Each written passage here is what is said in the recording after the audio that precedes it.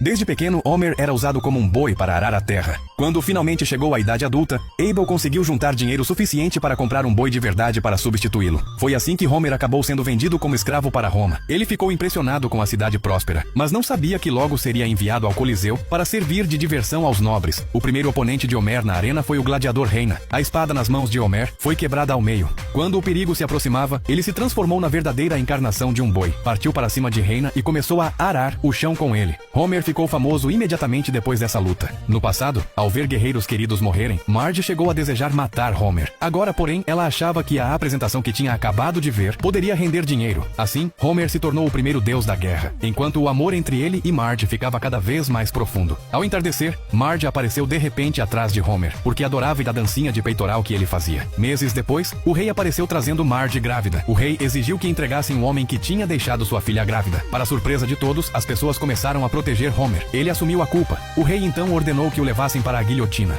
Homer não queria que Bart passasse vergonha na frente dos colegas. Então foi para a academia e começou a treinar freneticamente. Com a orientação do treinador, seu corpo ficou muito mais forte. Ele conseguia até erguer Bart com uma só mão. Nesse dia, uma empresa de barras energéticas convidou Homer para ser seu garoto propaganda. Ele deveria escalar o ponto mais alto de Springfield para divulgar o produto. Homer ficou assustado ao ver as enormes montanhas à sua frente. Porém, o desafio real era ainda maior do que parecia. Para garantir que Homer chegasse ao topo em segurança, a empresa de barras energéticas contratou alguns Sherpas para ajudá-lo. Homer partiu em sua jornada sob o olhar atento da família. Ao anoitecer, os Sherpas aproveitaram enquanto Homer dormia para colocar o plano da empresa em prática. Até que, certo dia, Homer acordou morrendo de frio. Foi então que percebeu o golpe da empresa. Por orgulho, decidiu continuar escalando sozinho. A empresa de barras energéticas soube do que Homer estava fazendo e insistiu para que ele descesse imediatamente, pois aquelas barras eram feitas de lixo. Mesmo assim, Homer continuou cheio de confiança. Conforme o ar ficava mais rarefeito, Homer começou a ter alucinações e se imaginou sendo levado ao topo por um gorila. Depois de superar inúmeras dificuldades, continuou subindo, e no exato momento em que fincou a bandeira do Simpson no topo, entendeu que contra todas as probabilidades tinha conseguido.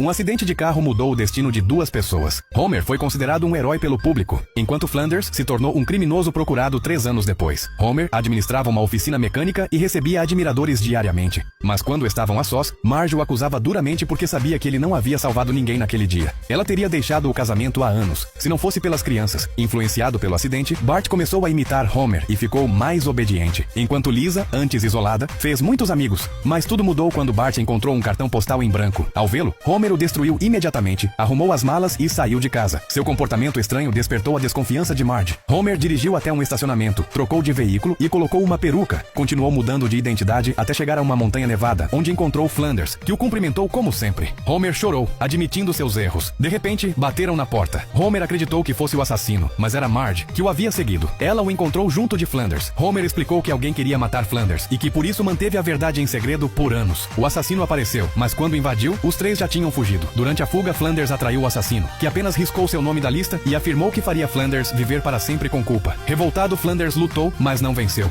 Então eles pegaram a lista e a jogaram longe. O assassino correu atrás, caiu no rio glacial e ficou preso sob o gelo, morrendo afogado. A verdade finalmente veio à tona. Flanders voltou são e salvo para Springfield, e Homer enfrentou os erros de seu... O homem arrancava espinhas de outras pessoas, retirava órgãos e os costurava no próprio corpo. Com o tempo, virou um monstro grotesco. Ele era o pai do professor Flink. Anos antes, havia morrido após o ataque de um tubarão. Flink queria que o pai presenciasse sua cerimônia de premiação, então usou uma máquina elétrica para trazê-lo de volta à vida. Porém, o pai não estava satisfeito com o corpo mecânico. Por isso, saiu em busca de órgãos humanos reais e acabou se transformando nessa criatura monstruosa. Lisa tentou convencê-lo a parar de machucar os outros, mas foi inútil. No dia da cerimônia do prêmio Nobel, o professor Flink expressou arrependimento por ter ressuscitado o pai. Durante o discurso, o pai apareceu de repente e afirmou que tinha mudado. Pai e filho se abraçaram no palco, mas ao olhar para o público, o pai revelou sua verdadeira forma e começou a arrancar violentamente os cérebros das pessoas. A cena virou um caos. O professor Flink descobriu a fraqueza do pai por meio de cálculos e o derrubou com um chute. Ele prometeu encontrar outra forma de ressuscitá-lo, mas o pai se recusou a continuar vivendo naquela forma monstruosa. Por fim, Flink selou a alma do pai em um recipiente de almas. Bart nasceu com um talento inato para atirar. Cada projétil que lançava acertava o alvo sem falhar. Ele era como um franco atirador. O instrutor acreditou que Bart havia disparado 5 vezes e acertado 4, mas na verdade o último tiro atingiu o carro do diretor. 2 dias atrás, Bart fez outra brincadeira. Empilhou 100 buzinas uma sobre a outra. O estrondo ensurdecedor tomou imediatamente toda a cidade de Springfield. Todas as janelas da cidade foram destruídas. As atitudes de Bart deixaram Homer completamente furioso. Então, ele o enviou para uma base militar para reeducação. Depois de conhecer a base, Lisa adorou o lugar. lugar e decidiu ficar também. Assim que Bart chegou, demonstrou suas habilidades militares. Ele não só obteve uma pontuação perfeita, como no campo de tiro, mesmo ficando amarrado a uma hélice de avião por 1 hora, não sentiu tontura. As habilidades de Lisa eram muito inferiores às de Bart. As avaliações da escola eram extremamente rigorosas. Eles precisavam escalar uma corda de 45 metros, usando apenas as mãos. Logo abaixo dela, havia uma grande área de arbustos espinhosos, para ajudar Lisa a passar na avaliação. Bart a treinou em segredo durante a noite, já que todos no acampamento militar desprezavam Lisa. Infelizmente, o colega de quarto de Bart os descobriu. Bart rapidamente usou uma corda para ajudar Lisa a subir. No dia do exame, Bart completou sua última tarefa sem esforço. Lisa foi a última a subir e chegou apenas até a metade. Um vento forte soprou e quase fez Lisa cair. Todos gritavam torcendo para que Lisa caísse. Apenas Bart, em silêncio, a encorajava. No final, Lisa conseguiu passar no teste, com o apoio de Bart, depois de dominar 6 técnicas de combate. Bart, o aluno problemático, virou um fanático pelos estudos. Ele continuava estudando no meio da noite com uma lanterna. Willie quase morreu de medo, achando que Bart era um dos alunos que ele tinha matado no passado. Quando percebeu que era só o Bart, Willie suspirou aliviado. Mas foi aí que o verdadeiro fantasma apareceu. Depois de tirar um A nos estudos, Bart foi procurar o Homer para que ele cumprisse a promessa de comprar uma mini-moto. Mas Homer não cumpriu, o que deixou Bart muito irritado. Nesse momento, Apu apareceu para devolver o crachá de trabalho do Homer na usina nuclear. Apu lembrou o Homer de que os dados da usina nuclear são informações confidenciais do governo, e que outros países fariam qualquer coisa para roubar esse conhecimento nuclear. Ao ouvir isso, Bart teve uma ideia. Ele escreveu cartas para líderes de vários países, oferecendo vender segredos nucleares com a única condição de receber uma mini-moto em troca. Um dia, enquanto Bart andava de bicicleta, um grupo misterioso o sequestrou. Levaram Bart para um local secreto, onde vários homens pediram que ele copiasse os segredos da usina nuclear para um pendrive. Mesmo querendo recusar no início, Bart pensou na moto e acabou aceitando. Depois disso, Bart se reconciliou com o Homer, e pai e filho passaram um bom tempo juntos. Mais tarde, Bart e Homer foram até a usina nuclear. Aproveitando que o Homer não estava olhando, Bart copiou os segredos da usina para um pendrive. Ao se despedir do Homer, Bart foi até o local combinado. Lá, ele viu a mini-moto que tanto queria. Então deixou o pendrive e levou a moto. Naquela noite, Bart até dormiu abraçado com a moto. No entanto, o Homer também tinha comprado uma mini-moto, dizendo que era uma recompensa por ele ser um bom filho. No final, Bart voltou ao local onde tinha deixado o pendrive e felizmente conseguiu recuperá-lo. Edna está totalmente focada na própria apresentação. O diretor sugere uma pausa para deixar o programa mais emocionante. Ao ver isso, todos os pais saem apressados com seus filhos. Por causa do excesso de veículos, ocorre um engarrafamento. Nesse momento, o Jeep do Krusty passa sem dificuldade. Homer se apaixona imediatamente por aquele carro imponente. No dia seguinte, ele vai até a concessionária querendo comprar o mesmo modelo. O vendedor imprime a fatura na hora e Homer leva o carro pagando apenas $10 de entrada. No dia seguinte, Homer vai trabalhar com o carro novo.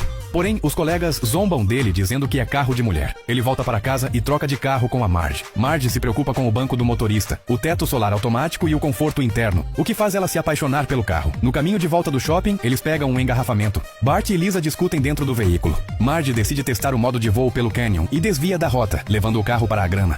Marge estava grávida do Bart, mas a situação financeira do casal estava muito ruim. Eles não tinham como sustentar o bebê. Então, Homer foi a uma entrevista na usina nuclear, mas os outros 2 candidatos eram amigos da secretária. Comparado com eles, a entrevista do Homer foi um desastre. Depois, o entrevistador perguntou de novo o que ele faria se o reator tivesse um problema. Quando Homer voltou para casa, vendo as contas acumuladas, ele se sentiu mais deprimido do que nunca. Foi aí que Marge disse: "O bebê me deu um chutinho." Homer colocou a mão na barriga dela e naquele instante algo acendeu dentro dele. Isso deu força para continuar. Depois disso, Homer tentou vários empregos, mas não ficava mais de uma semana em nenhum. Logo os cobradores chegaram, levaram tudo o que tinha na casa, até o anel que Marge usava no dedo. Naquela noite, Homer não conseguiu dormir, então escreveu uma carta. Na carta, Homer disse para Marge que cada centavo que ganhasse, ele enviaria para ela e para o bebê, mas que nunca mais voltaria a vê-la até se tornar um homem de verdade. Ele vendeu o carro, arrumou as coisas e foi embora. Quando Marge encontrou a carta, o coração dela se partiu. Enquanto isso, as irmãs da Marge encontraram um fio de cabelo nos panquecas de batata que estavam fazendo. E quem tinha feito era Homer. Para Marge não se preocupar, elas decidiram guardar segredo. Agora, Marge recebe com frequência dinheiro que Homer manda para ela. Homer, nos intervalos dele, costumava ficar em frente ao portão da usina nuclear, com a esperança de conseguir entrar para trabalhar lá. À noite, Marge ficava na porta de casa esperando o Homer.